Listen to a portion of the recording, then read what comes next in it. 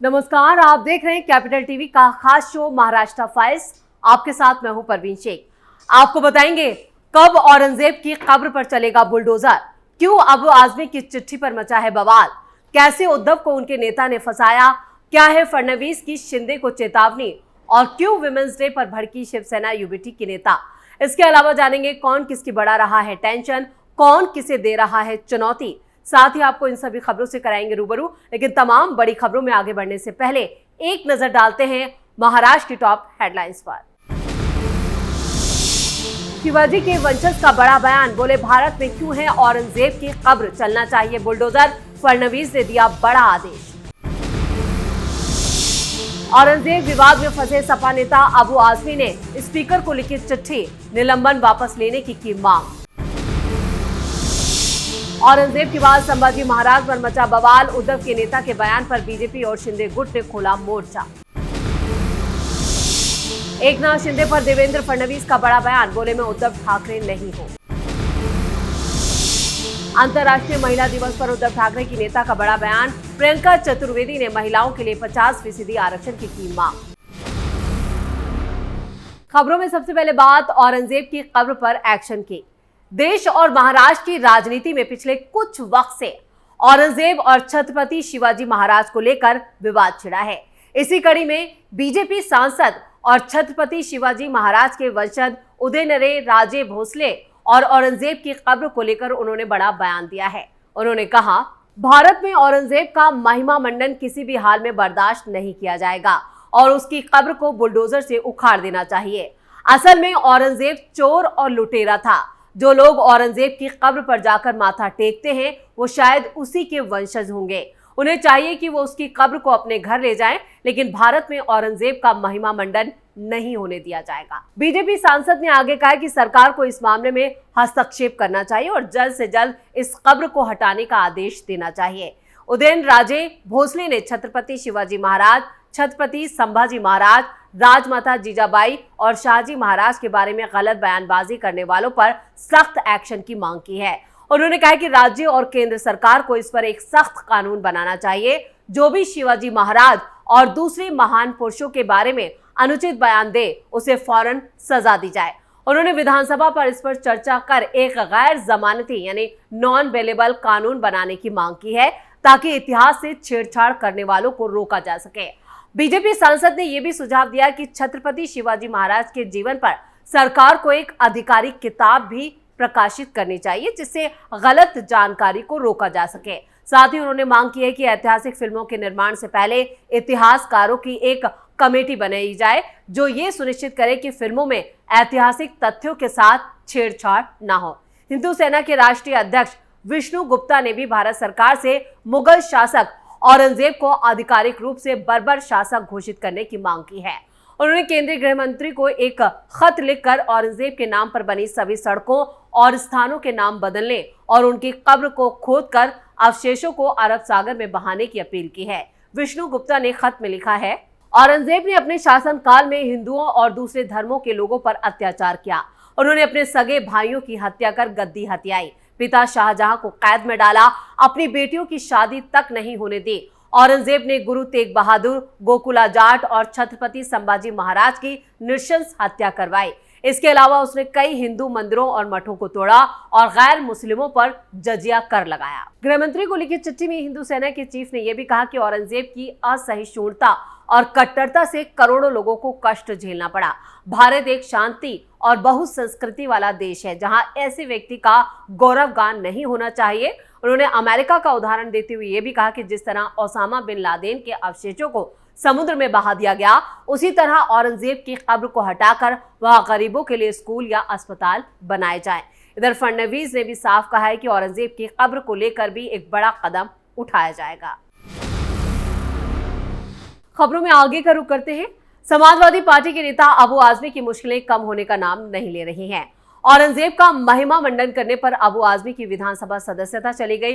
अब उन्होंने विधानसभा स्पीकर राहुल नार्वेकर को खत लिखकर निलंबन वापस लेने की मांग की है। अबू आजमी समाजवादी पार्टी के महाराष्ट्र अध्यक्ष भी हैं। अबू आजमी ने खत में लिखा है कि बीते 3 मार्च के दिन सभागृह से बाहर निकलने के बाद मीडिया के लोग मेरे पीछे पड़ गए। उन्होंने औरंगजेब को लेकर मुझसे सवाल पूछा कि असम के मुख्यमंत्री ने औरंगजेब की तुलना राहुल गांधी से की है, और इस सवाल का जवाब देते हुए मैंने कहा कि औरंगजेब के शासनकाल के दौरान भारत को सोने की चिड़िया कहा जाता था। उसी शासनकाल से आकर्षित होकर अंग्रेज भारत आए। मैंने इतिहास का संदर्भ देते हुए कहा कि औरंगजेब एक उत्तम प्रशंसक था। औरंगजेब और छत्रपति शिवाजी महाराज या छत्रपति संभाजी महाराज के बीच धर्म की लड़ाई नहीं थी, सत्ता की लड़ाई थी, जमीन की लड़ाई थी। उन्होंने आगे कहा, मैं जाति और धर्म में भेदभाव नहीं करता हूं। मेरे बयान से स्पष्ट होता है कि मैंने जो कुछ भी कहा वो इतिहास के हवाले से कहा है। बयान देते समय मैं कहीं पर भी छत्रपति संभाजी महाराज को लेकर किसी भी प्रकार का विवादित बयान नहीं दिया। छत्रपति संभाजी महाराज और छत्रपति शिवाजी महाराज को लेकर मेरे मन में आदर है। मीडिया ने मेरे बयान को गलत तरीके से पेश किया, इसलिए मैं विनती करता हूं कि मेरे निलंबन को वापस लिया जाए। यानी अबू आजमी नाक रगड़ने को भी तैयार है, लेकिन दूसरी तरफ यहां पर फडणवीस ने कहा है कि उन्हें जेल जाना होगा। इधर मुंबई पुलिस भी उनके खिलाफ सबूत जुटा रही है। ऐसे में अबू आजमी की मुश्किलें अभी और बढ़ने वाली हैं। खबरों में आगे बढ़ते हैं। शिवसेना के सीनियर नेता और एमएलसी अनिल परब के खुद की तुलना संभाजी महाराज से करने का मामला महाराष्ट्र की राजनीति में गरमा गया है, जिस पर शिवसेना नेता संजय शिरसाट ने उन पर निशाना साधा और उनका एक बड़ा बयान सामने आया है। उन्होंने कहा, अनिल परब को खुद की टीआरपी बढ़ाने के लिए ऐसे बयान देने की आदत पड़ गई है। वो संभाजी महाराज से अपनी बराबरी करना चाहते हैं, तो ऐसे में क्या उद्धव ठाकरे शिवाजी महाराज हैं? उन्हें ऐसा नहीं कहना चाहिए। अनिल परब ने गुरुवार को विधान परिषद में खुद की तुलना छत्रपति संभाजी महाराज से की थी। उन्होंने कहा था कि जिस तरह संभाजी महाराज पर अत्याचार हुआ, उसी तरह उन पर भी पार्टी बदलने के लिए दबाव डाला गया। अलग अलग केंद्रीय एजेंसियों ने कार्रवाई की।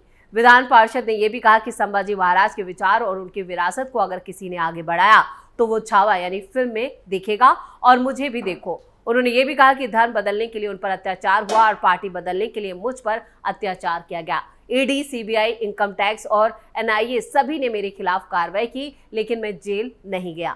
संजय राउत जेल गए क्योंकि वो कच्चे खिलाड़ी थे, लेकिन मैं सब पर भारी पड़ा। इधर अनिल परब के बयान पर शिंदे गुट भी उद्धव ठाकरे पर हमलावर है और निशाना साध रहा है। अनिल परब के बयान पर सियासी घमासान और तेज हो गया है। और खबरों में अब बात फडणवीस के बड़े बयान के। महाराष्ट्र के राजनीतिक गलियारों से लगातार ये खबरें आ रही हैं कि मुख्यमंत्री पद छोड़कर डिप्टी सीएम बनने के बाद से एकनाथ शिंदे नाखुश है। सत्ता गठन, पोर्टफोलियो आवंटन और संरक्षक मंत्री पदों को लेकर बीजेपी और शिवसेना के बीच काफी खींचतान है। इसके बाद खबरें आने लगी कि पिछली सरकार की योजनाओं और परियोजनाओं को ठंडे बस्ते में डाला जा रहा है, और जिस पर मुख्यमंत्री और डिप्टी सीएम एकनाथ शिंदे के बीच कोल्ड वॉर चल रहा है। शुक्रवार को मुख्यमंत्री देवेंद्र फडणवीस ने भी विधानमंडल के बजट सत्र में इन सब बयानों पर एक बड़ा बयान दिया। उन्होंने मीडिया से आ रही खबरों की सुर्खियों का हवाला देते हुए ये समझाया, और उन्होंने कहा कि हाल के दिनों में यह हमारी मीडिया की पसंदीदा खबर बन गई है।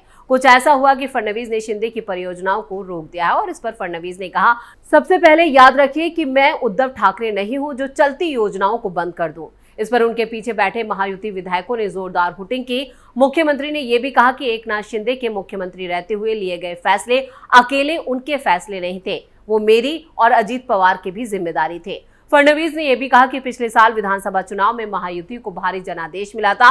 उन्होंने कहा कि लोगों ने महायुति में अपना भरोसा जताया है, और हम उनके सपनों और महत्वाकांक्षाओं को पूरा करने के लिए भविष्य की कार्य योजनाओं पर काम कर रहे हैं। मुख्यमंत्री ने कहा कि उनकी सरकार ने तालुका स्तर के कार्यालयों से लेकर मंत्रालय तक के लिए 100 दिन की कार्य योजना तैयार की है, जिसमें कार्यालय रिकॉर्ड में सुधार और जनहितैषी शासन सुनिश्चित करना है, यानी विकास के कामों को आगे बढ़ाना है। और उन्होंने ये भी साफ किया कि जो योजनाएं रद्द की गई हैं उनमें भ्रष्टाचार हुआ है, इसलिए उनकी छानबीन भी जरूरी है।